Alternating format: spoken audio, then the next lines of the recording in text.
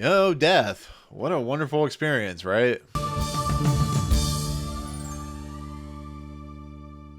What's going on, everyone? Welcome to Movie Emporium's movie review of Twinless, the newest film from director James Sweeney. Okay, ladies and gentlemen, James Sweeney directs and stars in this movie as Dennis, who is an individual that loses his twin, like Dylan O'Brien's character of Roman, in tragic ways and stuff like that. They meet up at this therapy group, which is a group of individuals prized of a lot of twinless people that have lost someone in like very tragic ways, and they form a unlikely bond, an unlikely relationship because James Sweeney's character of Dennis is gay.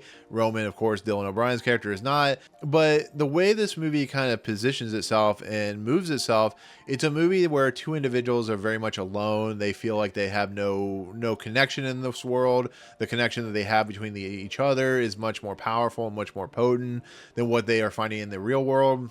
And it also brings in a character played by Aisling Franciosi, who plays, of course, Marcy. And it's basically a movie about what would you do in a scenario if you found someone who feels like your soulmate but is not the thing you expect. And so therefore it's kind of a journey of individuals that leads into a revelation and interesting that I won't talk about, no spoilers, but it leads to a certain thing that makes this movie kind of twist into a very interesting concept. But it's basically about individuals in a world that is very downtrodden and dark, and what would you do if you lost someone, and how do you cope from that and stuff like that. And that's what this movie does. So that's Twinless. Okay, so with that said, Twinless was a pretty hot property at Sundance. I think someone bought it for a lot of money. But it's also a movie that has a lot of controversy because of the simple fact that the people who decided to rent this movie through Sundance online decided that they were going to record the sex scenes that happen in this movie and throw them up online. And that's a real problem. And I feel bad for the people who directed. I feel bad for James Sweeney and Dylan O'Brien and the cast and crew, because the idea, and I feel bad for Sundance because they had to take this movie offline. And it really sucks because the whole idea of Sundance is to kind of, show movies that are low budgeted or movies that are, going to find an audience later on. And people have to do stupid crap like this just because a movie like has Dylan O'Brien and stuff like that in it. But I was looking forward to this movie either way. Here it is finally releasing in theaters. And it's really hard to not talk about this movie in spoiler territory because I do want people to experience it, because go in, unlike me, find out if they really enjoy this or not. And so my honest take, without really spoiling what happens, and like when the things start happening, the wheels start spinning, is I was really enjoying this movie from the beginning. I think Dylan O'Brien is really great in this movie as he's playing two different characters. He's playing his brother and he's playing himself. And I really like the experiences those two individuals have. But I also like what James Sweeney does as Dennis, as an individual that feels very outcast and uses his twinless, losing his brother, losing whatever, and kind of experiencing the same loss with another individual.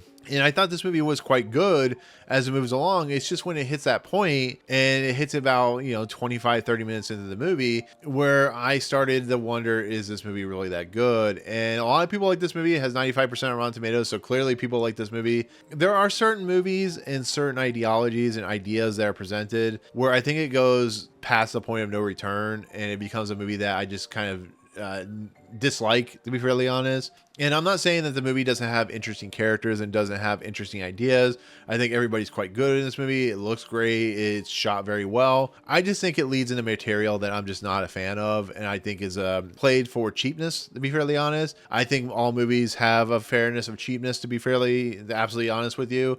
But I think this movie goes too far, and I think where it leads, and I think what it's trying to have you feel about the characters at the end of the movie is just not rewarding to me, to be absolutely honest with you. And so I was really kind of taken aback how much I was like really disappointed by this movie. It's not a bad movie. It's not like the worst movie I ever seen in my entire life, but it is a movie I'm really disappointed by. And it's heartbreaking because I heard so many good things about this movie. I heard, great direction, great cast. It's a very small budgeted movie. It did well at Sundance. It has that controversy, but I was just like, oh man, you had me going, and this movie had great potential, and it does things that I just don't like in movies. It does things that I don't like. And I talked about movies that have done this kind of the shift that it does in this movie.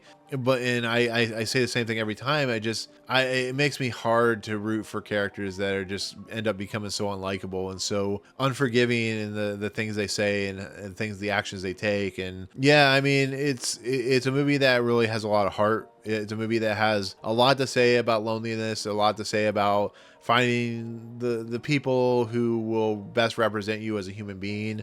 The more and more it goes, the more and more it takes, the more and more I think about it, just the more and more I didn't like the movie. And it's just how I feel. It's just how I opinionate when I come to a movie like this. It's difficult to really kind of justify what this movie does. And, once again, I think, once Aisling Franciosi comes in the mix, I think she adds an interesting arc to Dylan O'Brien's Roman character. And where it leads it is quite powerful to think about, but the way it's executed, yeah, I just wasn't on board. So that's my honest take of Twinless. Like I said, a lot of people like this movie apparently, which is perfectly fine. But for me personally, how I feel about it, I'm very on the fence of just not really liking this movie. So there you go. So anyways, with that said, that is gonna be my as non-spoiler as I can be when it comes to my take of this movie. Once again, it wasn't a movie I was expecting to have to do a non-spoiler version of the movie, but it's a movie that has a moment where it just kind of completely just takes away from it. But that's how I feel. That's my take on Twinless. So I do appreciate you watching my review. In the comments below, if you've seen this movie, what do you think overall? What do you think of what happens? If you haven't seen this movie, please do not check the comments below because I'm sure people will spoil it. But otherwise, yeah,